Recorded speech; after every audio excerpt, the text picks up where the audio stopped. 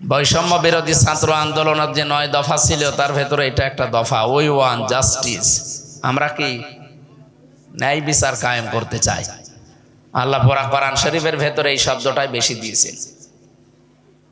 আমি আজকে দুপুর বেলা আলোচনা ছিল আমার গায়ে বান্ধা, ওখানে আমার আদলের উপরে আলোচনা ছিল। ওয়াইদা হাকামতুম বাইনান নাসি আন তাহকুমু বিল আদলি, মানুষের ভেতরে যখন বিচার করবা, মীমাংসা করবা, তখন ন্যায় বিচার করবা। এই নির্দেশ কার? হাদিস হচ্ছে যতক্ষণ বিচারপতি ন্যায় বিচারের সাথে থাকে ততক্ষণ আল্লাহ তার সাথে থাকে। যদি বিচারপতি বা বিচারক যারা, জজ যারা, এরা যদি ন্যায় বিচার থেকে নিজের মন মতো বিচারের দিকে চলে যায়, অবিচার করে, তখন ওইটা আল্লাহ ঘুরিয়ে ওর প্রতি সমর্পণ করে দেয়। এর বাস্তব প্রমাণ কালামানিক। এই কথা বলে না কেন? ও যে সারা জীবন বিচার করেছে, এটা যে অবিচার, এ প্রমাণ নিজেই। ওরে আল্লাহ এখন সেই বিচার উল্টা করে শোধ দিচ্ছে। আরো বাংলাদেশে যারা অবিচার করেছেন রাষ্ট্রীয় বিভিন্ন দায়িত্বে থেকে, আপনাকে আল্লাহ ঠিক খাপের খাপ দেখাবে। নয়তো আবার কোরআন শরীফে আল্লাহ যা বললেন এটা মিথ্যা হয়? বলেন, আমান আসদাকু মিনাল্লাহি কিলা, আল্লাহর কোরআনের চাইতে সত্য কথা কোনোদিন কোনো জায়গায় নেই, আর কেউ বলতেও পারে না। সুতরাং উনি যা বলেছেন ওটা 100% প্রতিফলন হবে।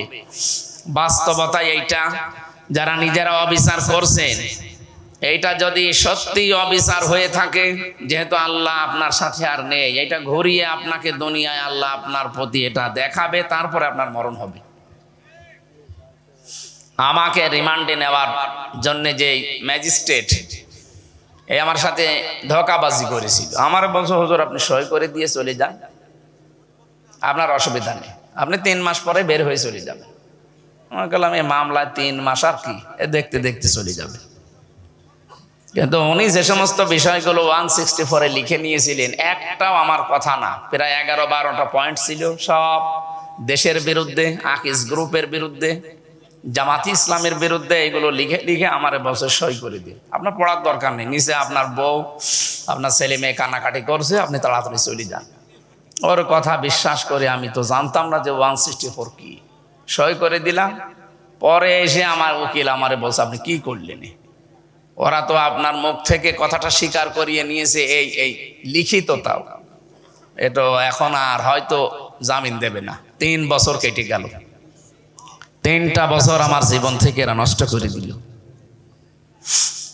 এই জন্য বলছে যে বিচারপতি, যে ম্যাজিস্ট্রেট এই যে অবিচারটা করলো, ও যদি না করতো হয়তো ওরে শাস্তি দিত, কারণ যারা দায়িত্বে আছে ওরা তো ওর চাইতে বড় শয়তান, ওরা হয়তো ট্রান্সফার করে দিত।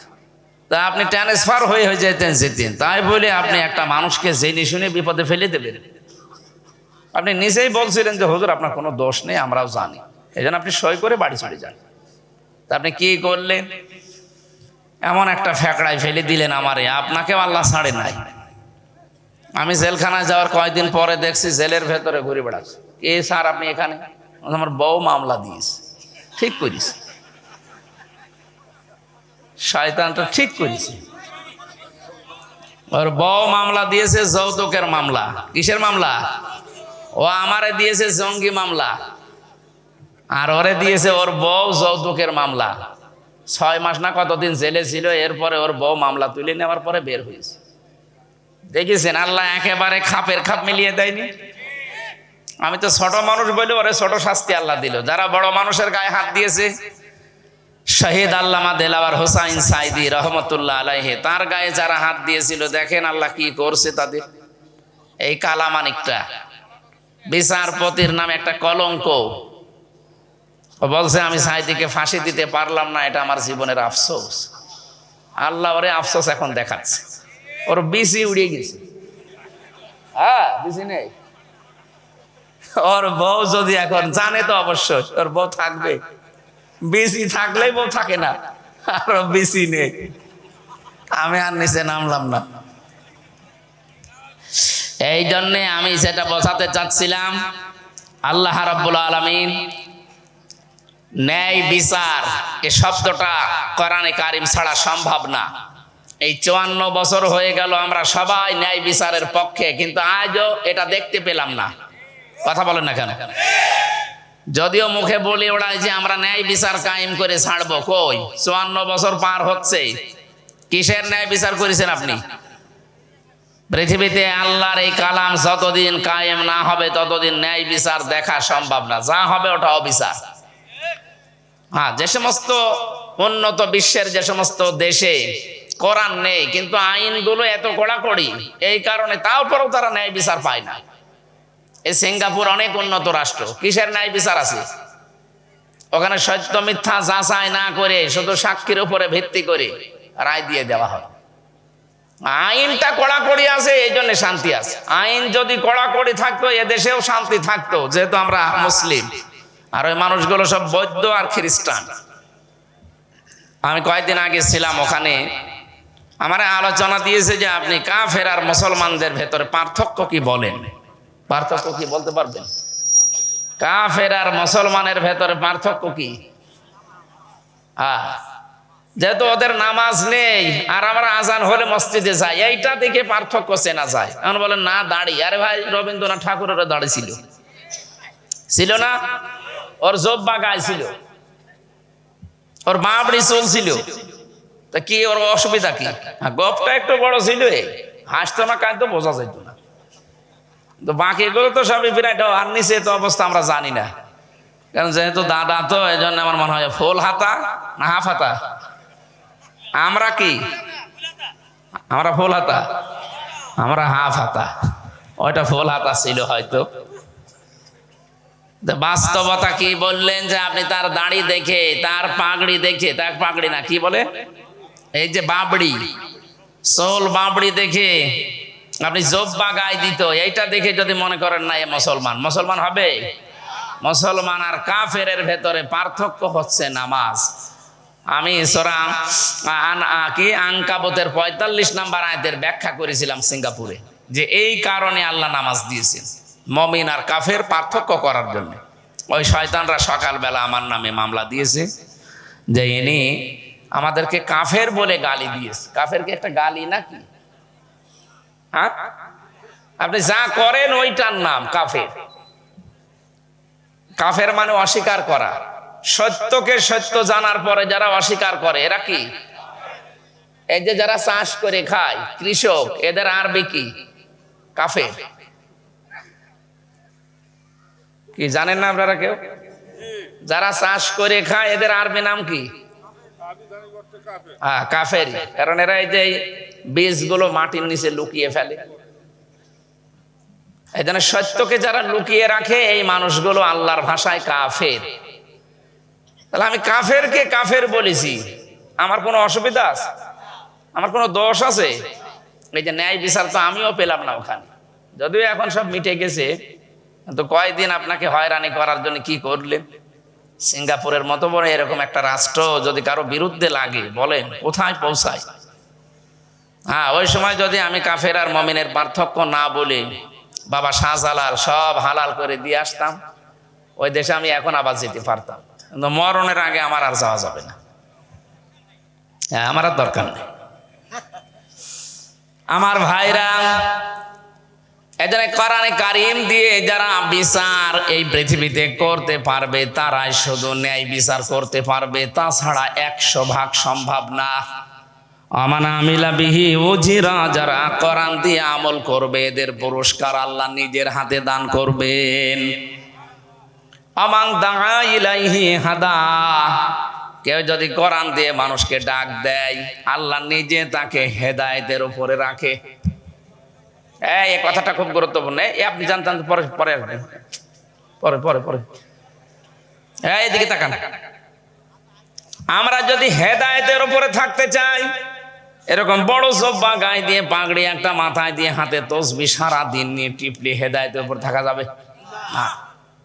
আমান দাআ ইলাইহি হাদা, কোন মানুষ যদি কোরআন দিয়ে মানুষকে ডাক দেয় আল্লাহ একটা দায়িত্ব তার প্রতি দিয়ে দেন যে তোকে আমি হেদায়েতের উপরে রাখবো।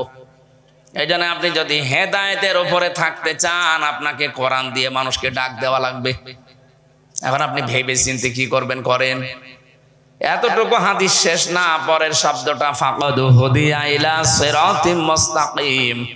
কোন মানুষ যদি কোরআনের ডাকে সাড়া দেয়, আল্লাহ তাকে হেদায়েতের রাস্তা নসিব করে দেবে। সিরাতে মুস্তাকিম যেটা সহজ সরল রাস্তা। এজন্য আমি আমার হেদায়েতের উপরে থাকতে চাই, এজন্য কোরআন দিয়ে আজকে ডাক দেব। আর আপনাদের ডাকে সাড়া দিয়ে সিরাতে মুস্তাকিম অনুসন্ধান করা লাগবে। আল্লাহ আমাদেরকে যেন তৌফিক দেন, আমিন। আপনার ঘোষক কে ছিল যেন আমি জানি না, উনি যে বললেন না দল মত নির্বিশেষে আমাদের এই অনুষ্ঠান, আমরা কোরআনে কারিম থেকে যে আয়াত পড়েছি দল মত নির্বিশেষে এখান থেকে তাফসির করব ইনশাআল্লাহ। অধিকাংশ অনুষ্ঠানগুলোতে দলীয় কায়দায় কথা বলা হয় না, এখানে কোনো দল বিদল নেই। দল যেটা করা দরকার কোরআন কেন্দ্রিক, ওই কথা তো আগে জানা লাগবে। না জানলে তো আপনি ভুল দলে চলে যাবেন। পৃথিবীতে দল আছে মাত্র দুইটা। যত দলই আমরা দেখতে পাই, দল আসলে কয়টা? হিজবুল্লাহ আর হিজবুশ শায়তান। হিজবুল্লাহ মানে আল্লাহর দল, হিজবুশ শায়তান মানে শয়তানের দল। যে কোনো এক দলে আপনাকে থাকা লাগবে। আল্লাহর দলে থাকলে আপনি সফল হতে পারবেন, শয়তানের দলে গেলে আপনি বিফল হয়ে যাবেন। কথা বোঝা গেছে না? এবার আসেন, সূরা সফ 14টা আয়াত আছে, মদিনায় নাযিল হয়েছে। 2টা রুকু আছে, আমরা একটা মাত্র আয়াত তেলাওয়াত করেছি। আয়াতের নাম্বার 7। কোন সূরা যেন? সফ। সফ মানে কাতার। সফ মানে কি? এটা নামাজের কাতার না, এটা নামাজের কাতার না, এটা জিহাদের কাতার। রব্বুল আলামিন 4 নাম্বার আয়াতে জানিয়েছেন, ইন্নাল্লাহা ইউহিব্বুল্লাযীনা ইউকাতিলুনা ফি সাবিলিহি সাফফান কান্নাহুম বুনিয়ানুম মারসুস। অবশ্যই আল্লাহ তাদেরকেই ভালোবাসেন যারা জমিনে সীসা গলা প্রাচীরের মতো কাতারবদ্ধ হয়ে আল্লাহর দ্বীনকে জমিনে কায়েম করার জন্য যারা চেষ্টা চালায়। পৃথিবীতে যত কাতার আছে সব চাইতে 2টা কাতার আল্লাহর কাছে বেশি পছন্দনীয়।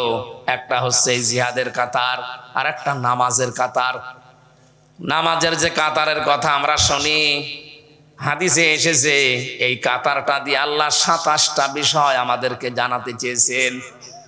অথচ আমরা 5 বার যাই দিনে কাতার সোজা করো। ইমাম সাহেব বলে না, আমি যতবার নামাজে কাবা শরীফে আর মসজিদে নববীতে গেছি, প্রত্যেকবার আকামত শেষ হয়ে গেলে ইমাম সাহেব এটা 3 বার বলে। আরবিতে বলে, বাংলা হচ্ছে কাতার সোজা করো। চিন্তা করেছিলাম ওই সময় যে বারবার এক কথা সাদা বলার দরকার কি। এখন দেখছি না, সব এই কাতারের ভেতরে নিমজ্জিত।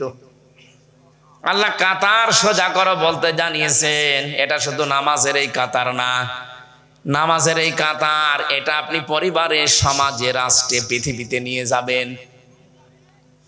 এখন 57টা মুসলিম রাষ্ট্র, আজ বিশ্বে যারা আজ আল্লাহর ঘর মসজিদ পর্যন্ত ভেঙে দিচ্ছে, এদের এত সাহস হতো না যদি আমাদের কাতার ঠিক থাকতো। আজকেও সকালে আল্লাহর ঘর মসজিদ তারা ভেঙে ফেলেছে। বলছে নাকি ওখানে 500 বছর আগে মন্দির ছিল। বিশ্বের বিভিন্ন দেশে আমরা দেখি তারা মাটির নিচে তেল পায়, গ্যাস পায়, স্বর্ণ পায়, লোহা পায়। আর এই শয়তান নামে কলঙ্ক, শয়তানও ওদের ঘৃণা করে। শয়তান নামে কলঙ্ক, প্রতিবেশী নামে নিকৃষ্ট এই জাতি, এরা নাকি এখন মসজিদের নিচেই নাকি মন্দির পাচ্ছে। যতগুলো মসজিদ ভেঙেছে এই 5 তারিখের পর থেকে, বিশেষ করে সব এই ধোয়া তুলে, কি ধোয়া? ধোয়া তুলে এরা এই মসজিদগুলো ভাঙছে। মুসলমানদের 200 কোটি মুসলমান এখন ওলামাদের কলিজায় এখন কিন্তু রক্তক্ষরণ হচ্ছে। এটা একেবারেই বন্ধ হয়ে যেত যদি 57টা মুসলিম রাষ্ট্র সব কাতার সোজা করে ফেলতো। আমাদের দেশ থেকে হালকা একটু ট্রান্স দিয়েছি, এতেই দাদার ধুতি খুলে যাচ্ছে। কয়েকদিন আগে, 3 দিন আগের বর্ণনা আপনারা দেখেছেন। ডোনাল্ড ট্রাম্প ঘোষণা দিয়েছে 16 লাখ ভারতীয় আছে, আমি জানুয়ারির 20 তারিখে শপথ নেব। এরপরে দেশ থেকে 16 লক্ষ ভারতীয়কে ভারতে পাঠিয়ে দেব। আমার মনে হয় দাদার ধুতি না নিচের প্যানও থাকবে না। 16 লাখ, টের পাচ্ছেন? আজকেও 2 জনকে পিটিয়ে আইসিইউতে পাঠিয়েছে, যাদের কারণে বাংলাদেশের সাথে ওদের সম্পর্ক খারাপ, ওদের ওই দলের এমপিকে। জনগণ এখন মাঠে নেমে পড়েছে অলরেডি রাস্তায়, কারণ অধিকাংশ বর্ডারে বাংলাদেশে ওদের পেঁয়াজ আর আলু পৌঁছে যাচ্ছে। আমাদেরকে বলেছিল ওদেরকে না খেয়ে থাকা লাগবে, আমরা তোদেরকে রিজিকের মালিক মনে করি না, আমাদের রিজিকের মালিককে। যেই জাতির বছরে 1 মাস না খেয়ে থাকা ফরজ, তাদেরকে ওরা খাবারের ভয় দেখায়। আজকে আমরা উল্টিয়ে ওদেরকে ভয় দেখিয়ে অলরেডি দিয়েছি। কথা বলেন ঠিক কিনা? পৃথিবীর মানুষের দিকে তাকালে আমরা কত কিছু আবিষ্কার পাই, ও শয়তানদের কোনো আবিষ্কার নেই, শুধু মসজিদ ভাঙা ছাড়া। আপনাদেরকে আমরা স্মরণ করাচ্ছি, যেহেতু প্রতিবেশী, এই কারণে 1500 বছর আগে আল্লাহর ঘর ভাঙতে এসে কিন্তু আব্রাহা কাসফে মাকুল হয়ে গেছে। কি? ফাজালাহুম কাসফে মাকুল, ভূষি হয়ে গেছে, ভূষি। এই ঘরও কিন্তু আল্লাহর ঘর। বাবরি মসজিদ কার ঘর? কাবা শরীফ হচ্ছে ইনজিল, আর এগুলো সব বগি। আপনি কোন কারণে আল্লাহর ঘরকে এভাবে ভুয়া ধোয়া তুলে ভেঙে ফেলছেন? আল্লাহর গজব কিন্তু নাজিল হবে। বলবেন তখন সতর্ক করেননি, এই জন্য করলাম। যাই করেন অন্তত ধর্মীয় যেগুলো আল্লাহকে ডাকা হয় এই জায়গাগুলো ধ্বংস করেন না, রসানলে পড়ে যাবেন পৃথিবীর। এমনিতেই খ্রিস্টানরা আপনাদের উপরে রেগে আছে, কারণ কিছুদিন আগে 2 জন খ্রিস্টান যুবতী মেয়েকে আপনারা ভারতের রাস্তায় হাঁটিয়েছেন। কি খোঁজ রাখেন না দুনিয়ার কোনো? ওরা খ্রিস্টান 2টা যুবতী মেয়েকে উলঙ্গ করে, পুরা উলঙ্গ করে রাস্তায় নামিয়েছে। এটা ট্রাম্প ভুলে গেছে মনে করছেন? ও জাতে মাতাল হলো তাহলে ঠিক আছে, এমনি একরকম মানুষ। এই জন্যে আমার মনে হয় এই ঘোষণাটা দিয়েছে, ওর মনে একটা আঘাত লেগেছে। আমার মেয়ে, আমার বউ, আমার মাকে তুই উলঙ্গ করে ঘোরালি, দাঁড়া, তোর 16 লাখ আছে, একবারে পাঠিয়ে দেব। ও শপথটা নিয়ে নিক, 20 তারিখে দেখেন কি করে। দাদায় টাচ পেয়েছে, এই জন্য দাদার মাথা খারাপ হয়ে গেছে। হকার নামে কিছু সাংবাদিক আছে, মলম বিক্রেতা, এদেরকে এখন লাগিয়ে দিয়েছে যে বল আমরা কিন্তু চট্টগ্রাম নিয়ে নেব। দাদা, আপনারা কি আমাদের কাছে যৌতুক চাচ্ছেন? আর মেয়ে তো পালিয়ে গেছে, যৌতুক কিসের? পালানো মেয়ের আবার যৌতুক লাগে? ও বিয়েই তো আমরা মানি না। কথা বলে না কেন? বিয়ে আমরা মানি। আর যার সাথে এতদিন বলতো স্বামী স্ত্রীর সম্পর্ক, ওর সাথে তো বিয়ে হওয়া যায়, কারণ তার হাতে ফুল হাতা, আমাদের হাফ হাতা। ফুল হাতার সাথে হাফ হাতা যায়, এটা আমি বানালাম। সূরা বাকারা 221 নম্বর আয়াতে আছে। যা বলবো কোরআনে আছে, এই জন্য বলছি, ওয়ালা তুনকিহুল মুশরিকিনা হাত্তা ইউমিনু। যতক্ষণ মুশরিক পুরুষ মুমিন না হবে, কোন মুমিনা নারীর জন্য তাকে বিয়ে করা জায়েজ নেই। আমাদেরটা যাই হোক, হাজি তো কথাবার্তা মিথ্যা বলে বলবো, হাজি তো একটা হাজির সাথে এই জিনিসের বিয়ে হয় কি? সুতরাং বিয়ে হবে না। কে যেন গান বেজেছে, মদের বউ নাই। ঠিক আছে, আপনি এটা বলবেন না, ওর সাথে বিয়ে দেওয়া তো জায়েজ নেই। হ্যাঁ, বিয়ে হতে পারে যদি দাদা মুসলমানি দেয়। আর দাদার এখন যা বয়স, হাজামটাকে মুসলমানি দেবেন, ও ছাতা তো গোড়া থেকে কেটে বাদ দিয়ে দেবে। আমি আর নিচে নামলাম না।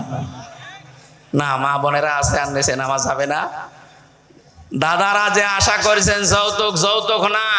এই দেশের 1 ইঞ্চি না, হাফ ইঞ্চি মাটিও আমাদের জীবন থাকতে কেউ নিতে পারবে না ইনশাআল্লাহ। এটা আমাদের কাছে মায়ের চাইতে দামি না। মায়ের দিকে খারাপ নজরে তাকালে যেমন চোখ তুলে নেওয়া হয়, এদেশের 1 ইঞ্চি মাটির দিকে কেউ ওই রকম নজরে তাকালে অন্তত চোখ তুলে নেওয়া হবে। এমনি যা করছেন করেন, সাবধান করলাম। আপনারা আল্লাহর ঘর ভাঙতেছেন, বিপদ আসবে, এই জন্য সতর্ক করলাম। তখন বলবেন আমরা জানতাম না। আপনার পূর্বপুরুষ এই করে একবার ধরা খেয়েছে। আব্রাহা কে বলেন না কেন? ওর পূর্বপুরুষ না? ধরা খায়নি একবার? আপনিও খাবেন। এই জন্য থামে না, ভারতে যেন আল্লাহর একটা ঘরকে আবার ভাঙা না হয়। আসাদউদ্দিন ওয়াইসি আজকে পার্লামেন্টে গরম হয়ে গেছে। মুসলমানকে গরু খাওয়ার অপরাধে জবাই করা হয়। আল্লাহর ঘরগুলো সব মসজিদ ভেঙ্গে ভেঙ্গে বসে, এখানে 500 বছর আগে মন্দির ছিল। এখন যদি বাংলাদেশে কেউ আওয়াজ তোলে যে ঢাকার স্বামীবাগে যে মন্দির আছে ইসকন মন্দির, যদি বলি যে 1000 বছর আগে ওখানে মসজিদ ছিল, কি করবেন বলেন? আমরা যেহেতু ওদের মতো উগ্র না, এই জন্য আমরা কিছু বলি না। আমাদের ধর্মে কোনো বাড়াবাড়ি নেই, কোনো জবরদস্তি নেই। লা ইকরাহা ফিদ্দিন। এই কারণেই তো 850 বছর এলাকা মুসলমানেরা শাসন করেছে, কিন্তু কোন মন্দির ভেঙে মসজিদ বানিয়েছে আজ পর্যন্ত ইতিহাস বাংলাদেশে নেই। কিন্তু আপনারা মানুষ নামে একটা কলঙ্ক। এই জন্য পৃথিবীর যত জাতির মানুষ আছে সবাইকে আমরা আহ্বান জানাবো। খ্রিস্টানরা আপনার মেয়েকে, আপনার বউকে, আপনার মাকে ওরা উলঙ্গ করে রাস্তায় হাঁটায়। এই উগ্রপন্থী এই হিন্দুরা, সব হিন্দু খারাপ না, উগ্র যারা তাদেরকে বলছি। কে কথা বলে না কেন? আর আমাদের তো যা করছেন আর বলার বাইরে। আজকেও 2টা মেয়েকে, মুসলমান মেয়েকে ধর্ষণ করেছে, করার পরে লজ্জা স্থানে ওরা পাথর ঢুকিয়েছে। সহ্যের বাইরে চলে যাচ্ছে আমাদের। এজন্য আহ্বান জানাচ্ছে আপনারা থামবেন। আপনারা বলাও ঠিক না, কারণ ওরা যে জাতি, আপনি বলে সম্মান দেওয়া ঠিক না। তোরা থামবি, তুই তোকারি করা ছাড়া ওদের উপায় আছে? সম্মানিত মানুষ হলে সম্মান দিতাম। মানুষ নামে কলঙ্ক। এ পৃথিবীতে বেঁচে থাকার অধিকার এই উগ্রপন্থী হিন্দুদের নেই। এটা রেকর্ড হচ্ছে, আমি জানি। আপনাদেরকে আমি সতর্ক করছি। আমিরে জামাত ডক্টর শফিকুর রহমান ঘোষণা দিয়েছেন, এ দেশের 1 ইঞ্চি না, হাফ ইঞ্চি মাটি যদি নেবার কেউ ষড়যন্ত্র করে, এদেশের 18 কোটি মানুষের যদি জীবন দেওয়া লাগে না, 18 কোটি 36 কোটি দাদা নিয়ে মরবে। কি 2 হাতে 2 জনকে মেরে ফেলা যাবে না? যেন আমাদের দেশের দিকে উল্টাপাল্টা নজরে তাকাবেন না। আমাদেরকে শান্তিতে থাকতে দেন। আপনাদের সাথে আমাদের কোনো সম্পর্ক নেই। ডক্টর মোহাম্মদ ইউনূস ঘোষণা দিয়েছে ব্যবসায়িক যত লেনদেন সব বাদ। আমরা এখন পাকিস্তানের সাথে, তুরস্কের সাথে, চীনের সাথে ব্যবসা করব। কারণ দেখেন ওদের আশপাশে যত রাষ্ট্র, একটার সাথে ওদের মিল নেই। পাকিস্তানের বর্ডারে ওরা মার খায়, চীনের বর্ডারে মার খায়, আফগানের সাথে একটা বর্ডার আছে চিকন, ওখানেও মার খায়, মায়ানমারেও মার খায়, নেপালে মার খায়, ভুটানে মার খায়। এতদিন আমাদের কন্যা ছিল, এই জন্য আমাদেরও মারত। কন্যা নেই, আমাদের এখন আর মারতে পারবেন না। এই জন্য আমরা চাই কাতারের শিক্ষা পৃথিবীর মুসলমানেরা এখন যেন খুব তাড়াতাড়ি নেয়। এটা নেই, এই কারণে আজ তামাম দুনিয়ায় 200 কোটি মুসলমান থাকার পরও আমরা আজ লাঞ্ছিত, মার খাচ্ছি। একবার যদি 200 কোটি মুসলমান এই 57টা দেশ থেকে আওয়াজ তুলতো যে আল্লাহর ঘরে যদি আর একটা ইটের গায়ে হাত দেওয়া হয়, ভারত কিন্তু উড়িয়ে দেওয়া হবে, ও দাদারা বাপ বলতো। আমি ভারতের বহু প্রদেশে ঘুরেছি, আমি জানি ওদের অবস্থান। সবচাইতে বেশি ভয় পায় এই শয়তানরা মরণকে। একেবারে জুজুর মতো থাকে। ওয়ালা তাজিদান্নাহুম আহরাসান নাসি আলা হায়াতি ওয়া মিনাল্লাযিনা আশরাকু। সূরা বাকারার ভেতরে আছে। আল্লাহ লামে তাকিদ নুনে সাকিলা দিয়েছে। অবশ্যই আপনি তাদেরকে দেখতে পাবেন এই পৃথিবীতে যারা মুশরিক, ওরা সবচাইতে বেশি ভালোবাসে জীবনকে আর ভয় পায় মৃত্যুকে। আর আমরা যারা ঈমান আছে, আমাদের হালকা পাতলা যায় আছে, আমাদের কোনো ভয় নেই মরণে। আমরা জানি খালি এই দুনিয়া ছাড়তে দেরি, আল্লাহ আমাদের বাগান দেবেন। আল্লাহর বাগানের নাম কি বলেন তো? আমরা তেলাওয়াত করেছি যেখান থেকে সূরা সফ, কাতার বদ্ধ হওয়া দরকার। কাতারের প্রথম শিক্ষা এক হওয়া লাগবে। কি এই দেশেও দেখেন কত কাতার আমরা নামাজে যে সোজা করি, অথচ বিভিন্ন দলের লোক সেখানে আছে। আওয়ামী লীগ, বিএনপি, জামাতীয় পার্টি, জামাত ইসলাম, শিবির, যাই বলেন, কাতারে দাঁড়ালে সব এক। কেউ কি বলে এই তুই বিএনপি করিস, পেছনে যা, বলে? ওখানে যেমন নামাজে কাতারবদ্ধ হয়ে একেবারে এক হয়ে গেলেন, এইটা এখন বাইরে নিয়ে আসা লাগবে। বাইরে যদি সত্যি কাতারের এই শিক্ষা আমরা নিয়ে আসতে পারি, বাংলাদেশে চাঁদাবাজিও বন্ধ হয়ে যাবে। গতকালকে গাইবান্ধাতে সাঘাটায় চাঁদাবাজি করার জন্য মরেই গেছে একজন। ওই লোকটা মনে হয় মরে গেছে, আমি শুনলাম মরে গেছে, মাথায় দিয়েছে কোপ। কারা করছেন এগুলো আমরা কিন্তু জানি। উস্কানিতে পা দেওয়া যাবে না, কারো উস্কানিতে পা দেওয়া যাবে না। একবার উস্কানিতে পা দিয়ে পেছনে কিরম লাল হয়েছে গোপালগঞ্জে, দেখেননি? ওই সময় গোপালগঞ্জ থেকে ঢাকায় আসলে শুনতাম বাসে আসবেন, বসে আসবেন 300 টাকা, দাঁড়িয়ে আসলে 1000 টাকা। এত পিটানো পিটিয়েছে, বসার কায়দা নেই, বানরের পেছনের মতো লাল হয়ে গেছে। ওই রকম উস্কানিতে আমরা পা দিতে চাই? বলেন। এই জন্য যারা করছেন এখনো আপনারা কিন্তু নিষিদ্ধ, রাষ্ট্রীয়ভাবে আপনারা নিষিদ্ধ। তাবলীগ জামাতের নাম বলে আপনারা 4 জন মুসলমানকে জবাই করেছেন। এই কথা বলে না কেন? কার ইশারা এগুলো হচ্ছে সব আমরা জানি। ওরা চাচ্ছে এই দেশে বিভিন্ন হট্টগোল বাঁধিয়ে ইউনূসের মাথাটা খারাপ করে দিতে। অত পাগল না ইউনূস, কিন্তু দোয়া ইউনূসও জানে। লা ইলাহা ইল্লা আনতা সুবহানাকা ইন্নী কুনতু মিনাজ জালিমিন। গত পরশু দিনের ছবি দেখেননি? মাথায় কি টুপি দিয়েছে আল্লাহর ওলি? না, শিক্ষিত মানুষ তো মাথা ঠান্ডা, এমনি কিছু বলে না। যদি একটা কথা 2 দিন পরে বলে, মনে করবেন ওর ভেতরে কিছু আছে। দাদাদেরকে শুধু বলেছিল যে 7 সিস্টার থাকবে না, ওদের মাথা খারাপ হয়ে পায়খানা বন্ধ হয়ে গেছে। যে 7 সিস্টার থাকবে না তার মানে ও কত দূর, ওর দড়ি কিন্তু যেখানে সেখানে বাঁধা না, অনেক উপরে বাঁধা আছে। বড় মাপের খেলোয়াড় একজন, ঠান্ডা মাথায় খেলে। কি কথা বলে না কেন? বড় মাপের খেলোয়াড় দেখবেন যারা, ওরা বেশি সারা ক্রিজ দৌড়িয়ে বেড়ায় না, সারা এলাকা শুধু এক জায়গায় বেশিরভাগ দাঁড়িয়ে থাকে, সুযোগ আসলে গোল দিয়ে দেয় মেসির মতো। উনি ওই রকম, মেসি পর্যন্ত তার সাথে ছবি তুলতে, সেলফি তোলার জন্য লাইনে দাঁড়িয়ে থাকে। অনেক গোছা মানুষ এবং বিচক্ষণ মানুষ, তাকে আমরা সময় দিতে চাচ্ছি। সংস্কার করার জন্য আমরা এই দেশটা আপনাদের হাতে দিয়েছি। খুব তাড়াতাড়ি একটা সংস্কার করেন যেন রাষ্ট্রীয় প্রতিষ্ঠানগুলো মজবুত হয়, কারণ এতদিন রাষ্ট্রীয় প্রতিষ্ঠানগুলো সব ভেঙে ফেলেছে, একটা প্রতিষ্ঠানেরও মাজা নেই। কথা বলে না কেন? নির্বাচন কমিশনে যারা ছিল ওদের মাজা ছিল মেরুদণ্ডহীন। এজন্য রাষ্ট্রীয় যত প্রতিষ্ঠান আছে ওদেরকে একটু সময় দিচ্ছি, এই কারণে যে আপনারা প্রতিষ্ঠানগুলো শক্ত করেন, মজবুত করেন। এরপর একটা ফেয়ার ইলেকশন দিয়ে এই দেশে জনগণের হাতে, সরকারের হাতে ক্ষমতা তো তুলে দিন। তাহলে ওই যে নির্বাচনের কারণে যে দুর্বিসন্ধিগুলো করছে, যারা পালিয়ে বসে আছে, এরা আর করতে পারবে না। আল্লাহ আমাদেরকে যেন তৌফিক দেন ওই পর্যায়ে পৌঁছার। বলেন আমিন। সংস্কার আরম্ভ হয়েছে না হয়নি? জালেমদেরকে সংস্কার করেন তাড়াতাড়ি, কোন জায়গায় জালেম থাকতে পারবে না। আমি প্রশাসনের সাথে 2 দিন আগেও একেবারে সর্বোচ্চ গোয়েন্দা বিভাগের কথা বলছিলাম।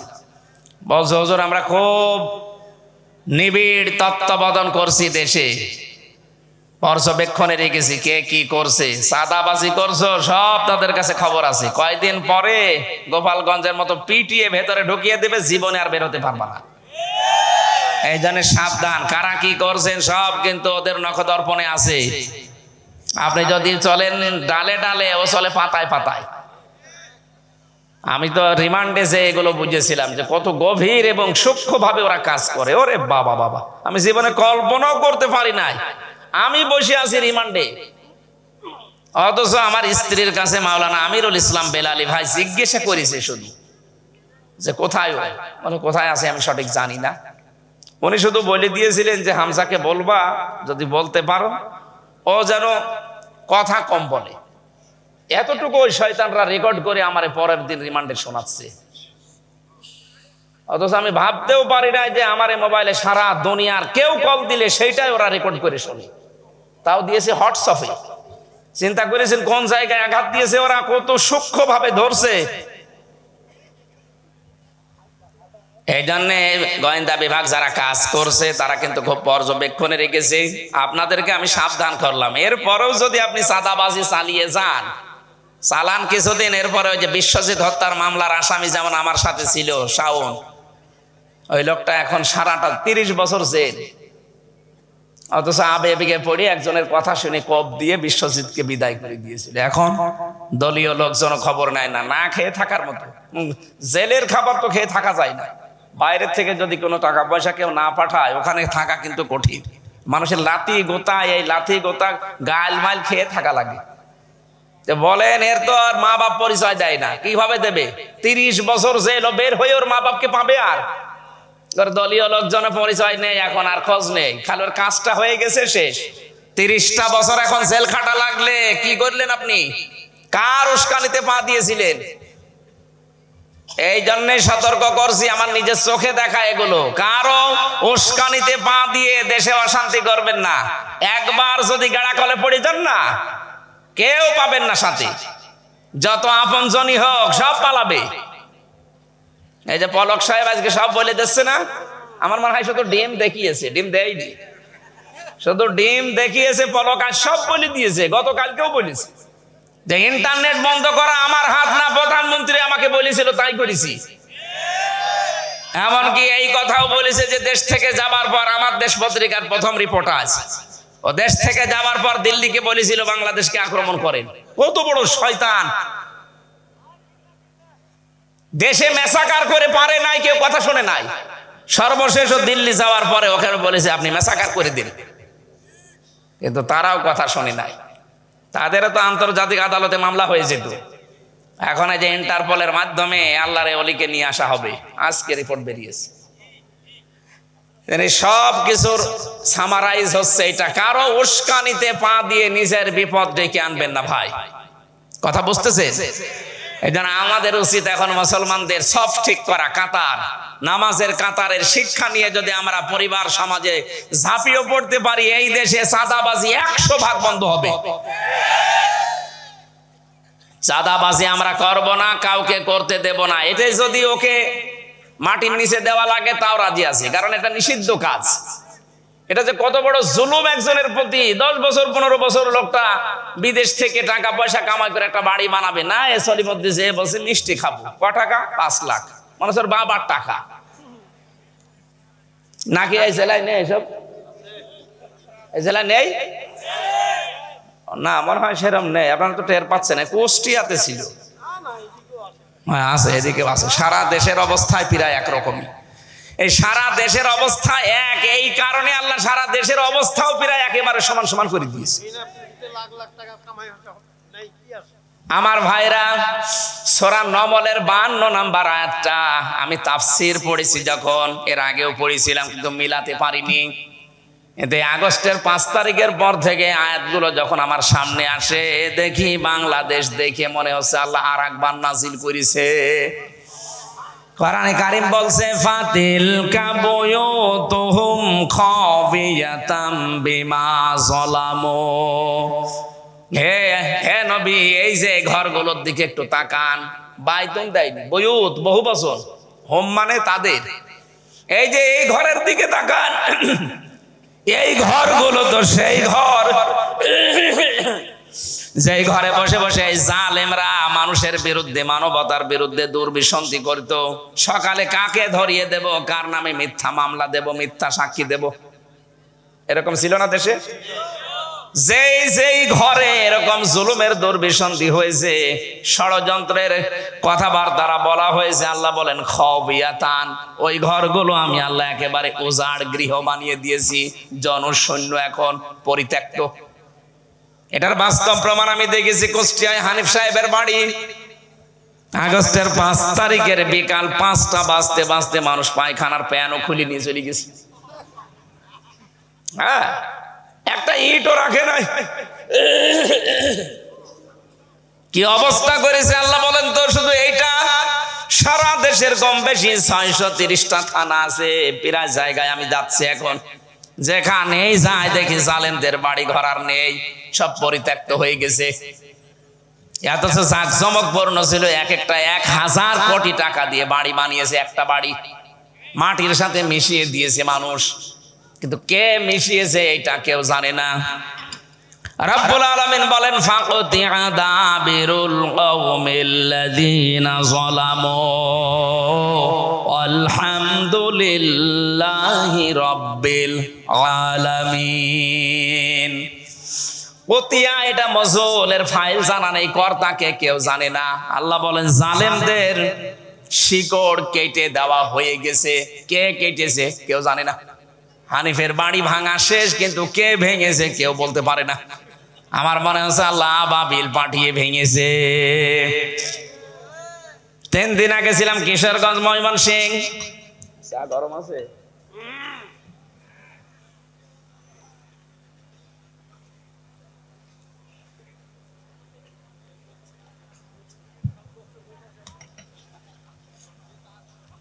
ড্রাইভার আমার দেখাচ্ছে, হুজুর এই যে এই ঘরটা, এটা জেলা অফিস ছিল জালেমদের।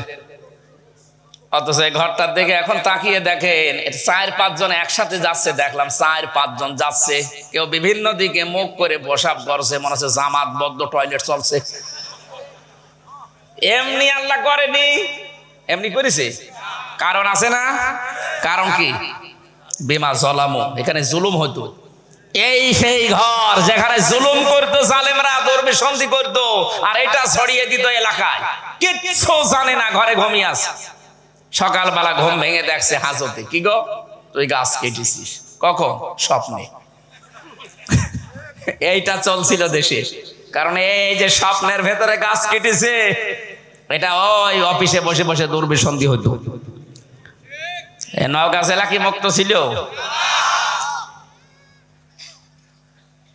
এখন আমাদের জন্য পরের আয়াতে আল্লাহ কিছু দিয়েছেন। আল্লাহ পাক বলেন ইন্না ফি যালিকা লাআয়াতাল লিকাওমিন ইয়ালামুন। ইন্না দিয়েছেন বক্তব্যের আগে, আবার মাঝে দিয়েছেন লাম, লামে তাকিদ। আল্লাহ বলেন এর ভেতরে শিক্ষা আছে তাদের জন্য যারা জ্ঞানী। এদের এত বড় বিশাল বিশাল শিকড় যদি আল্লাহ কেটে দিতে পারে, বাড়িঘর এখন উজাড়, বাড়িঘর জনশূন্য, পরিত্যক্ত, পায়খানা হয়ে গেছে বেশিরভাগ।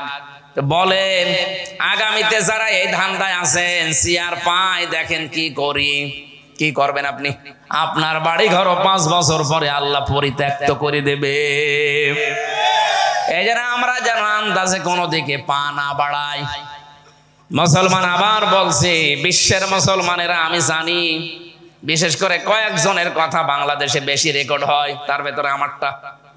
আমি বিশ্বের বহু দেশে গিয়ে দেখেছি বিভিন্ন ভাষায় রূপান্তরিত হয়ে এই কথাগুলো চলছে। ভারতে আরো বেশি চলে। ও দাঁড়া দাঁড়া কান পেতে চার দোকানে বসে বসে শোনে। কে গো? বলে হামজা, আমির হামজা, কুষ্টিয়ায় বাড়ি। বাংলাদেশে না চিনলেও কুষ্টিয়া চিনি। এই জন্য আপনাদেরকেও বলছি, বিশ্বের মুসলমান যারা আছেন সবাই এখন কাতারের শিক্ষা আমাদের খুব দরকার এখন এই মুহূর্তে। কাতারের শিক্ষাটা যদি আমরা নিতে না পারি, দেশটাও কিন্তু হাতছাড়া হয়ে যাবে। কি চলছে আপনি টের পাচ্ছেন না ভাই? খুব ষড়যন্ত্র চলছে এখনো। বাংলাদেশ এখন উহুদের ময়দানের মতো দাঁড়িয়ে আছে। কি উহুদের ময়দানে নবীজির কথা না শুনে একদল মানুষ তারা গনিমতের মাল কোড়াতে ব্যস্ত ছিল। হযরতে খালিদ ইবনে ওয়ালিদের নেতৃত্বে আকস্মিক ভাবে পেছন দিয়ে হামলা করে অনেকগুলো মানুষকে বিদায় করে দিয়েছিল। কথা বলেন ঠিক কিনা? আমরা ঠিক যেন মনে হচ্ছে বিজয় পেয়েছি, কিন্তু এখনো ধৈর্য রাখার মতো না। এটা এখন ধরে রাখতে হলে কোনো কাজ নেই, আমাদের ঐক্যবদ্ধ এই কাতার সোজা করা ছাড়া। আশা করছি আপনি কাতারের কি শিক্ষা দিতে চাই বুঝেছেন। মুসলমানদেরকে আহ্বান জানাবো, আপনারা সব এক কাতারে আসেন। ছোটখাটো বিষয় এখন ভুলে যান, পরে ওগুলো নিয়ে মারামারি গন্ডগোল করা যাবে। আগে দেশটাই যদি না থাকে, আপনি জমিন না থাকলে চাষ করবেন কোথায়? কথা বলেন না কেন? আমার এই আকিজ গ্রুপের যিনি মারা গেছে, ওই যে শেখ মমিনুদ্দিন, আকিজের ছেলে, বাংলাদেশের সবচাইতে বড় তাফসির মাহফিল করতো খুলনা বেজেরডাঙ্গায়। যেই বছরই যেতাম আমারে বলতো, হামজা ভাই আপনি ময়দানটা একটু ঠিক রাখবেন, কারণ জমি যদি না থাকে এতে চাষ করবো কোথায়? জমি ঠিক থাকলে 10 বছর পরও চাষ করা যাবে। কথাটা গুরুত্বপূর্ণ না? বলেন। বাংলাদেশে এখন ঠিক ওই অবস্থা দাঁড়িয়েছে। আগে দেশটা টাকান।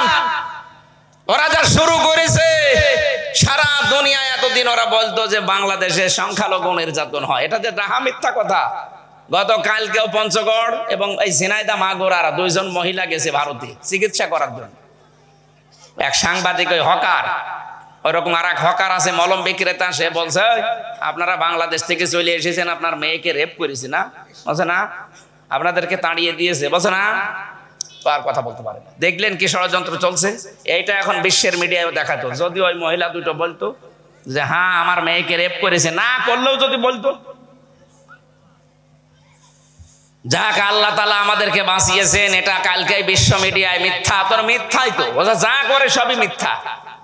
অনেকে বলে যে মিথ্যা কথা 10 বার বললে নাকি সত্য হয়ে যায়। ওরা এইটাই করছে, অপপ্রচার মিথ্যার উপরে টিকে আছে ভারতের এই মিডিয়াগুলো। এই জন্য আন্তর্জাতিক যারা মাথা নিয়ে চলে এই মডেলরা এখন দেখছে যে পুরাটা মিথ্যার উপরে আছে, এদের কথাও এখন আর বিশ্বাস করছে না। মহিলা দেখলাম শেষের দিকে চেইতে গেছে। বেটা কি বলিস? আগস্টের 5 তারিখের পর থেকে আজকের এই দিন পর্যন্ত সবচাইতে নিরাপদে আছি আমরা যারা ওই দেশে হিন্দু, তারা। সুবহানাল্লাহ বলতে পারেন নাই? মুসলমানের আমাদের মন্দির পর্যন্ত পাহারা দেয়। তোমরা তো ঠিক নেই, তোমাদের দেশে মসজিদ গুলো ভেঙে ভেঙে মন্দির বানাও। সাংবাদিকের মুখ হয়ে গেছে বানরের পেছনের মতো। কি বললো? এই জন্য আমার এখন সবচাইতে বড় ভয় হচ্ছে এই বিশ্বের 57টা মুসলিম রাষ্ট্র থেকে আওয়াজ তোলেন যে এটা একটা মুসলমান রাষ্ট্র, এর উপরে আমরা কারো খবরদারি পছন্দ করি না, মেনে নেব না। আমাদের এখন কাতার সোজা করা খুব জরুরি। যারা পালিয়ে গেছে ওদের মাথা খারাপ হয়ে গেছে। একটা গরু হারালেই মানুষ পাগল হয়ে যায়। একজন উর্দু শ্বাসে দৌড়াচ্ছে, ও ছেলের সাথে রাস্তায় দেখা, বলছে বাবা কোথায় যাও? ভাই আমার ছেলে হারিয়েছে, আমার গরু হারিয়েছে। বলছে আব্বা তুমি আমার ভাই বললে? বাড়িতে যে বলছে মা আমি মারা যাব। কেন? বাপ আমার লোকের সামনে ভাই ডাকে। ঠিক আছে আসো। বাড়িতে এসে বলছে কি গো তুমি নাকি ছেলেকে লোকের সামনে ভাই ডেকেছো? বলছে ওরে মা গরু হারালে কেন হয়? 50-60 হাজার টাকার গরু হারিয়েছে, এই জন্য যদি ছেলেকে ভাই বলে ফেলে, বউকে মা বলে ফেলে, ওর এমন সাজানো বাগান হারিয়ে গেল, ওর মাথা ঠিক থাকার কথা। এই জন্যই মাথা ঠিক নেই, উল্টাপাল্টা বকতেছে। বলছে আমি নির্বাচিত ছিলাম, আমাকে উৎখাত করা হয়েছে। এত বড় ডাহা মিথ্যা কথা একটা হাসি মানুষ বলে কি করে? হ্যাঁ, উনি নির্বাচিত ছিল, এই কথা শয়তানও বিশ্বাস করবে? বলেন। আপনি যদি ঘোড়াকেও জিজ্ঞাসা করেন যে 15.5 বছর যারা ছিল ওরা কি নির্বাচিত, ঘোড়াও হাসবে। এটা একটা কথা বললে। হ্যাঁ, আমি পর্যন্ত ভোট দিতে পারিনি, কিসের নির্বাচন? আমার এই যে 33 বছর বয়স, 18 বছর থেকে যদি ভোট দিয়ে আরম্ভ করতে পারতাম তো কয়বার ভোট দিতে পারতাম? বলেন বলেন। একবার নয়, জেলে থাকার কারণে দিলাম না, আরো 2 বার তো দিতে পারতাম, দিতে পারিনি। কিন্তু এমন মানুষ ভোট দিয়েছে যে 8 বছর আগে মরে গেছে। এক চাষি ভোট দিতে গেছে, ওখানে যারা স্যার আছে বলছে চাষি আপনি এত দেরি করে আসলেন, সকালে চাচা এসেছিল আসতে পারলেন না? আসবো কি করে, তোমার চাচা তো 8 বছর আগে মরে গেছে। কি তামাশা আরম্ভ হয়েছিল দেশে। এইটা নাকি নির্বাচন? আমি আবার বলছি কাতার সোজা করেন ভাইরা, কাতার সোজা করেন। এখনো কাতার যদি আমরা ঠিক করতে না পারি, দেশে যখন হারিয়ে যাবে তখন ওই যে মায়ানমারের মুসলমানদের মতো আর এক দেশে যেয়ে ফকিরের মতো ভিক্ষা করা লাগবে। আমি কথা বোঝাতে পেরেছি আশা করছি।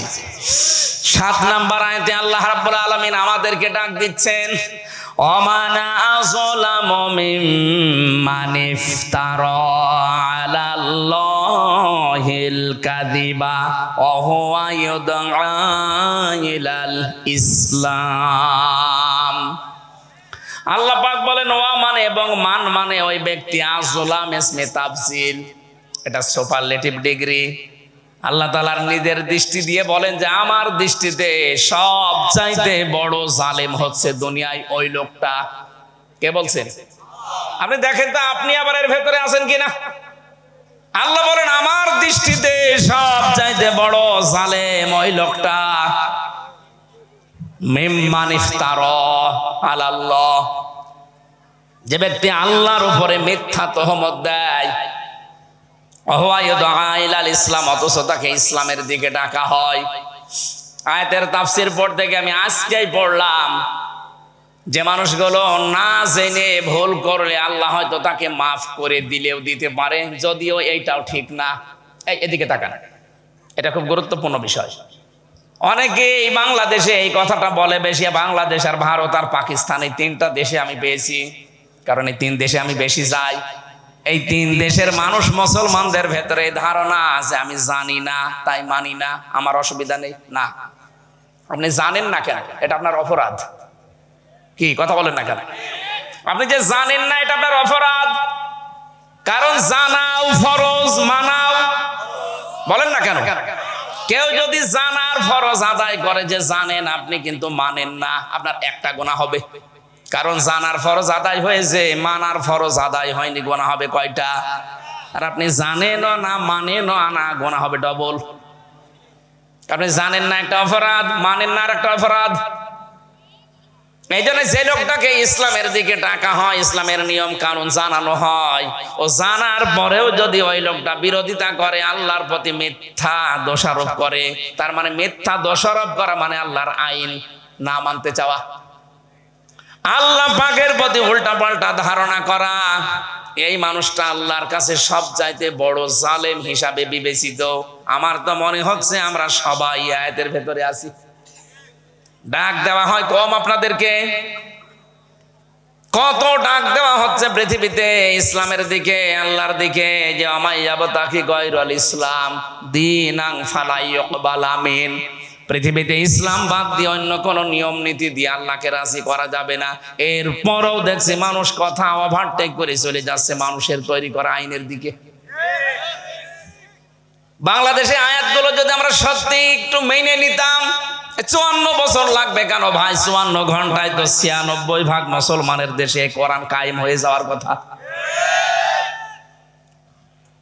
আল্লাহর দৃষ্টিতে আমরা কিন্তু জালেম হিসাবে বিবেচিত হয়ে যাচ্ছি।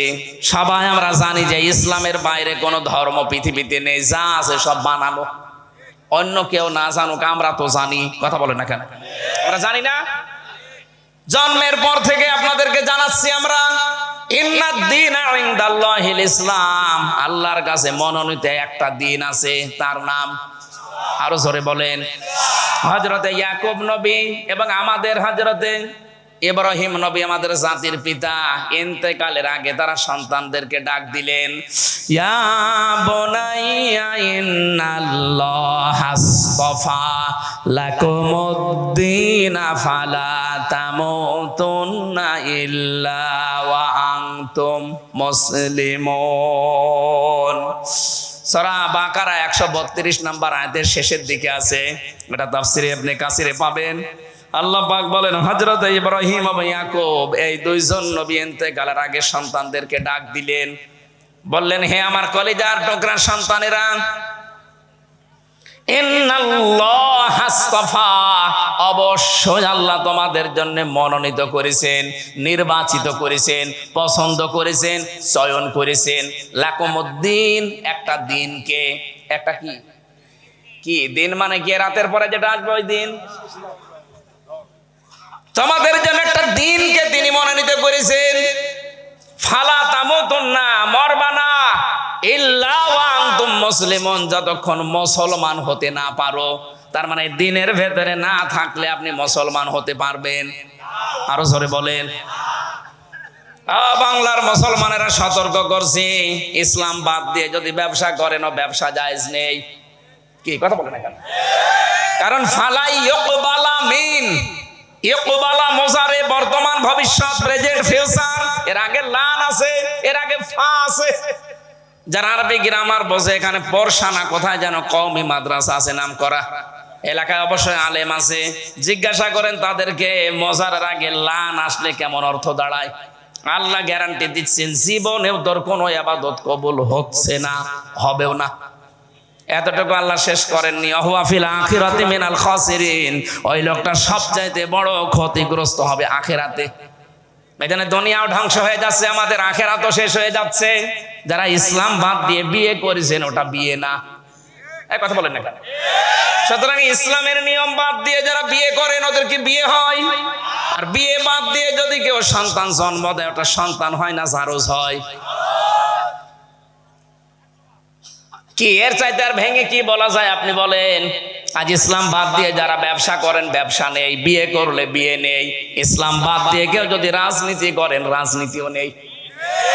সুতরাং এই বাংলাদেশে আল্লাহর কোরআনের আইন প্রতিষ্ঠা বাদ দিয়ে যারা অন্য আইন বা পৃথিবীতে দাঁড় করানোর জন্য চেষ্টা করছেন, আল্লাহর কসম আপনি ক্ষতিগ্রস্ত।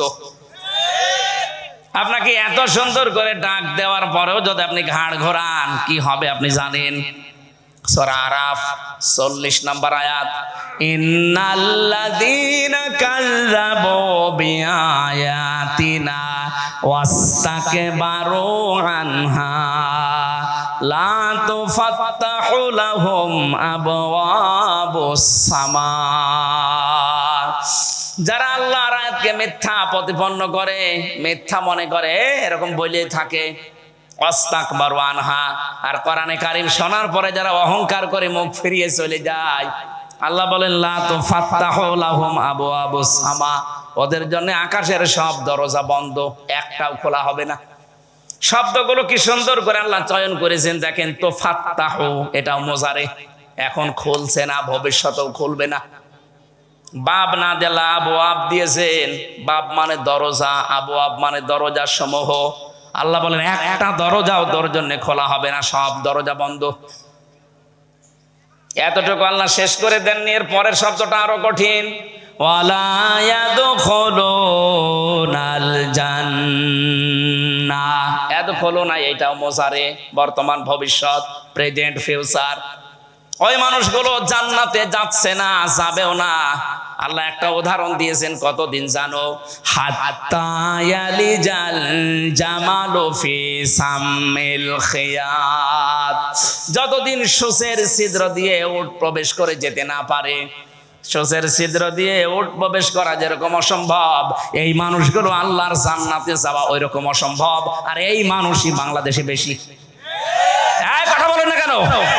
এই মানুষই বাংলাদেশে বেশি, কারণ এত কোরআনের কথা পৃথিবীর কোন দেশে বলা হয় না। বহু মুসলমান দেশে আমি গেছি না, আমি এত পাইনি। সেই সমস্ত দেশে হয়, কিন্তু সব সেমিনার আকারে, ঘরের ভেতরে, মসজিদের ভেতরে, কমিউনিটি সেন্টার আছে সেখানে। কিন্তু বাংলাদেশে ওপেন ভাবে যেভাবে কোরআনের কথা আমরা বলি, আর এত বলা বলি, এরপরও আমাদের চামড়া মনে হয় গন্ডারের চাইতেও পুরা। এক লোক শ্বশুর বাড়ি যাওয়ার সময় দেখে রাস্তার পাশে এক গন্ডার কাতো কুতো দিয়েছে, না হাসে না। চিন্তা করছে কি গো, গন্ডার তো হাসে না, চলে গেছে শ্বশুর বাড়ি। 3 দিন থাকার পরে ফিরে আসতেছে, দেখে রাস্তার পাশে দাঁড়িয়ে গন্ডার হাসতেছে। কি গো বন্ধু, 3 দিন আগে তোমারে আমি কাতো কুতো দিলাম, হাসলে না, আজকে হঠাৎ হাসো? গন্ডার বলছে, দোস্ত 3 দিন সময় লেগেছে কাতো কুতো চামড়া ভেদ করে লাগতে। গন্ডারের কাতো কুতো লাগে কয়দিন পর? আরো জোরে। আর আমাদের লাগেই না। জন্মের পর থেকে আলেমরা কত কাতো কুতো দিয়েছে, বিভিন্ন ভাষা দিয়ে, ওনাদের যা জানা আছে আমরাও দিচ্ছি। কই আপনাদের তো কাতো কুতো লাগে না দেখছি। কবে ফিরবে হুঁশ? দেখেছেন আল্লাহর কথা আপনি নিজেই বললেন যে 100% সত্য, কোনো মিথ্যা। পরের শব্দটা দেখেন তো, লাহুম মিন জাহান্নামা মিহাদু ওয়া মিন ফাওকিহিম গাওয়াশ ওয়া কাযালিকা নাজিজিজ যালিমিন। আল্লাহ বলেন এই মানুষগুলোকে শুধু কবরে রাখা হবে, আমি নিচে দেব আগুন, আর উপরে দেব জাহান্নামের চাদর। কি আপনি ফুল দিয়ে আসেন, কি কবর পাকা করে দিন, কিচ্ছু হবে না।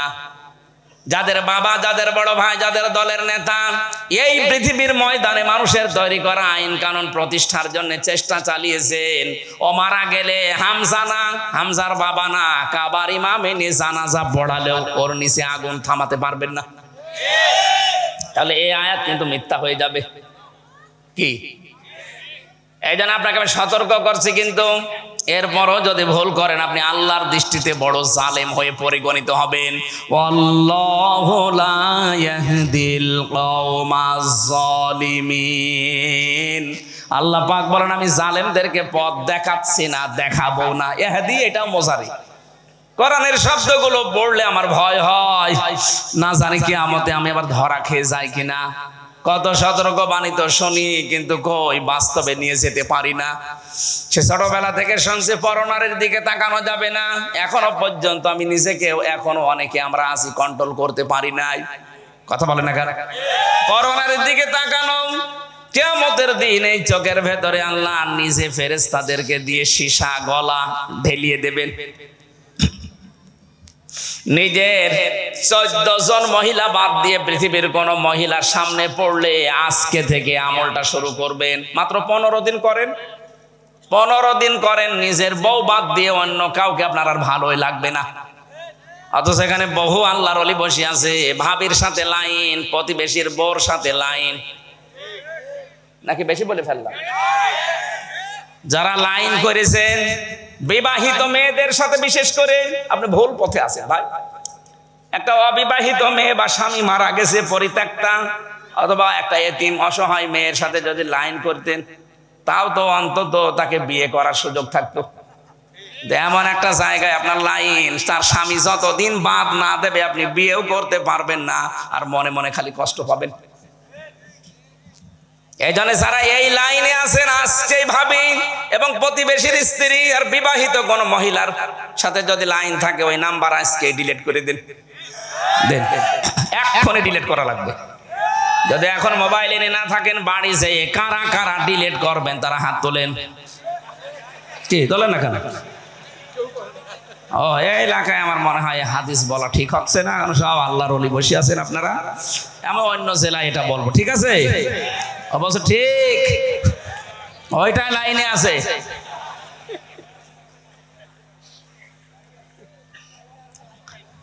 এবার আমি সূরা নূর 30 নম্বর আয়াতটা বলছি, আমি নিজে সহ যারা আছি প্রত্যেকে যেন মানতে পারি, এই তাওফিক আল্লাহ তুমি আগে আমাদের দাও। লিল মুমিনিনা ইয়াগুব্বু মিন আবসারিহিম ওয়া ইয়াহফাযু ফুরুজাহুম যালিকা আযকা লাহুম। রব্বুল আলামিন বলেন, হে নবী আপনি মুমিন পুরুষদেরকে বলেন তারা পরনারী দেখলে যেন চোখ নিম্নগামী করে। কত মানুষ আমাকে মোবাইলে মেসেজ দেয়, হুজুর এক জিনিস আর কতদিন খাবো? একদিন কতদিন খাবেন মানে? আপনার বউ যদি উল্টা করে মেসেজ দেয় যে ওই এক জিনিস আমি আর কতদিন করব? এই জন্যই তো ঔষধটা বলছি, আল্লাহর বানানো ঔষধ।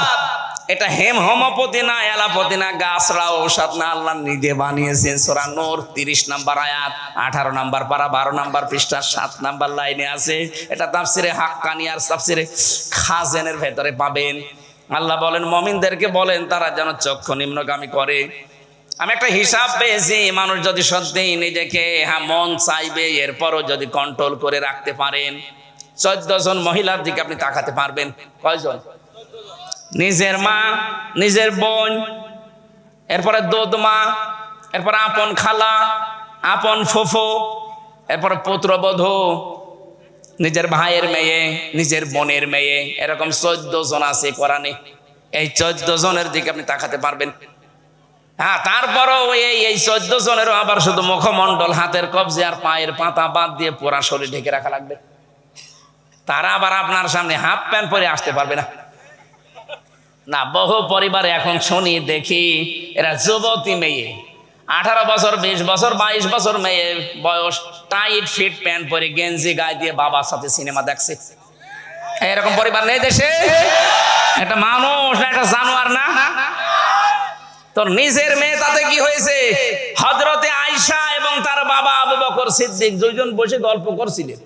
নবীজি দূর থেকে এসে ডাক দিয়ে বললেন, দেখো তোমরা দুইজন আপন মা কি বাবা আর মেয়ে, তোমরা তো ভালো কথাই বলছো, একজন জান্নাতের সার্টিফিকেট পাওয়া আর আরেকজন নবীর আপন স্ত্রী, এদের ভেতরে কোনোদিন খারাপ চিন্তা ভাবনা আসার কথা? নবীজি বললেন, দেখো আমি কিন্তু দূর থেকে দেখতে পাচ্ছিলাম শয়তান তোমাদের দুইজনের মাঝে বসে ওয়াসওয়াসা দিচ্ছে। আপনি কি মনে করেন? বলেন আমরা উদার। কিসের উদার? এর অঘটনটা ঘটে যাবে, সেজন্য উদারতা বের হবে। স্কিন টাইট প্যান্ট পরে গেঞ্জি গায়ে দিয়ে একটা যুবতী মেয়ে, বুকে কোনো ওড়না নেই, বাবার সাথে বসে বসে উলঙ্গ সিনেমা দেখছে।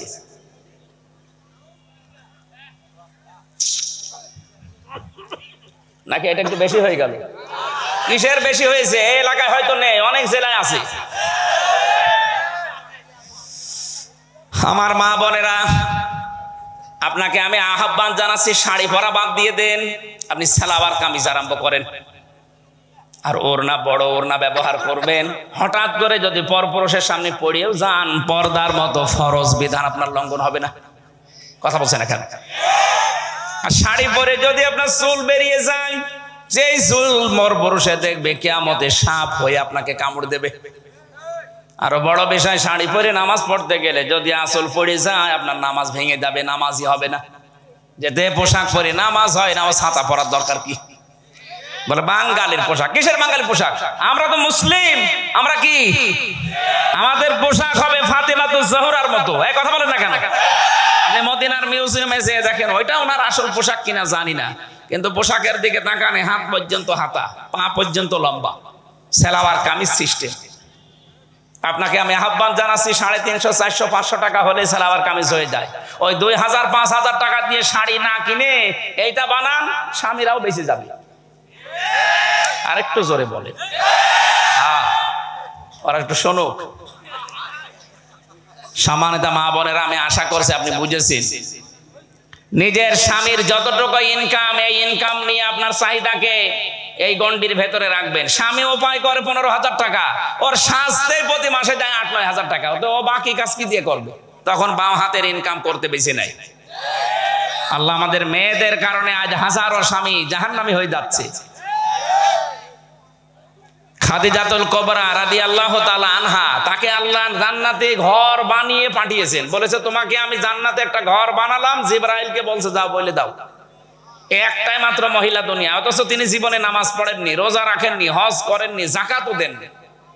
এরপরও তার সম্মান কেন? কারণ তিনি স্বামীকে দিনের উপরে চলতে সবকিছু দিয়েছিলেন, সাহায্য করতেন স্বামীকে। স্বামী যখন বাইরে থাকতো, স্বামীর আশায় বসে থাকতেন কখন আমার স্বামী আসবে। দেওয়ালের সাথে, দরজার সাথে পিঠ লাগিয়ে ঘুমাতেন। আর আপনি কি করেন? আপনি 11টা সিরিয়াল দেখেন রাত 12টা পর্যন্ত। সম্মানিত মা বোনেরা, আপনাদেরকে আমি ভালোবাসি, বাঁচাতে চাই, এই জন্য আমি এই কথাগুলো শক্তভাবে বললাম। ইসলামের বাইরে যাওয়া যাবে না।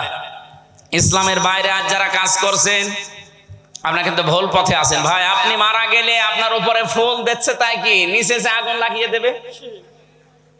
মিন ফাওকিহিম গাওয়াশ মানে কি? জাহান্নামের চাদর দিয়ে ঢেকে দেবে।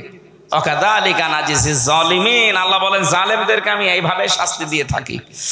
এজন্য আল্লাহর দৃষ্টিতে আয়াত অনুযায়ী আমরা বড় জালেমের পরিচয় পেয়েছি, যে আল্লাহ সম্পর্কে না জেনে আন্দাজে এক কথা আল্লাহর উপরে চালিয়ে দেন। এই জন্য আমাদের লেখাপড়া উদ্বুদ্ধ করছি, পড়াশোনা করতে হবে। আর পড়াশোনা শুরু করা লাগবে কার নামে? আপনি আজকে দেখেছেন সিলেবাস, বাংলাদেশে যে বইগুলো এখন তৈরি হচ্ছে, ওই শেখ রাসেলের, বঙ্গবন্ধুর, শেখ হাসিনার, এদের সব আজ বাদ দিয়ে নতুন বই ছাপানো হচ্ছে। যারা দেশের জন্য যা যতটুকু করেছে তার অবদানটুকু স্বীকার করা যায়। শেখ রাসেল সাহেব কি করেছে দেশের জন্য, তার অবদান কি বলেন? আপনি অন্য দৃষ্টিতে না নিয়ে বলেন। হ্যাঁ, ছোট মানুষ তাকে মেরে ফেলেছে। আপনি যে 2732 জন মানুষ মেরে ফেললেন, তারা ছোট না? তারা তো ছাত্র ছাত্রী। ওনাকে মেরেছে, আমি মারার পক্ষে না, ছোট মানুষকে ছেড়ে দিলে হইতো। কিন্তু এর আগে যে কাজকর্মগুলো তারা করেছে, এই জন্য একটা জাতিকে ধ্বংস করার জন্য আল্লাহ যখন কোনো আযাব পাঠায়, তখন ভালো মানুষগুলো নষ্ট হয়ে যায়। হযরতে মুসাকে একবার একটা পিপিলিকা কামড় দিয়েছিল, পিপিলিকা ধরে ডইলে একেবারে হত্যা করে ফেলেছে। আল্লাহ বলেন, এই কি করো? কামড় দিয়েছে। কামড় দিয়েছে বুঝলাম, পিপিলিকা মারলে বলার পরে যাই নিচে দেখে, তাকিয়ে যে পিপিলিকার চাক পা দিয়ে ডইলে সমান করেছে। তো ওইগুলো কি দোষ? আল্লাহ আমি রাগ কন্ট্রোল করতে পারি নাই। আল্লাহ বলেন, যখন এলাকার ভেতরে কিছু খারাপ কাজ হয়, যারা এটার প্রতিবাদ না করে, আমি আল্লাহ এরকম রেগে যাই। তখন ও ভালোকে মন্দকে দেখা দেখি নেই। আমি মেজর ডালিম বলছি, বইটা পড়েন তো, আপনার মন মেজাজ ঠিক থাকে কিনা পড়েন। আমি মেজর ডালিম বলছি, উনি যে বঙ্গবন্ধুকে হত্যা করেছে, কেন করেছে, বইটা পড়লে আপনিও মনে করবেন না ঠিকই আছে। তার নিজের বউটাকে ওনার ছেলে নাকি জোর করে নিয়ে রেপ করবে, আর সে সুবহানাল্লাহ পড়বে বসে বসে না। এরপরে আমার ফাঁসি চাই, মতিয়ার রহমান রেন্টু সাহেবের লেখা, বীর মুক্তিযোদ্ধা, এই বইটা পড়লে আপনি সব ইতিহাস জানতে পারবেন। এই জন্য আল্লাহর প্রতি খারাপ ধারণা, ওই সমস্ত মানুষগুলো আল্লাহর বিধান মানতে চায় না যাদের ভেতরে জ্ঞান নেই। আমি জ্ঞান অর্জনের জন্য আহ্বান জানাচ্ছি আপনাদের। 2 নম্বরে, আল্লাহর দিকে ডাকার পরও কেউ যদি ঘাড় ঘোরান, আপনি আল্লাহর নিকটে জালেম, ছোট জালেম না, আজলাম, বড় জালেম। আর জালেমদেরকে আল্লাহ পথ দেখাচ্ছেন না, দেখাবেও না। আল্লাহ আমাদেরকে যেন বাঁচান। আমার যেহেতু আপনার অনুষ্ঠান আর একটা নিয়েছেন আপনারা, আজকে আমি শেষ করছি, আগামীতে আবার কথা বলবো। আল্লাহুম্মা আমিন। লা ইলাহা ইল্লা আনতা সুবহানাকা ইন্নী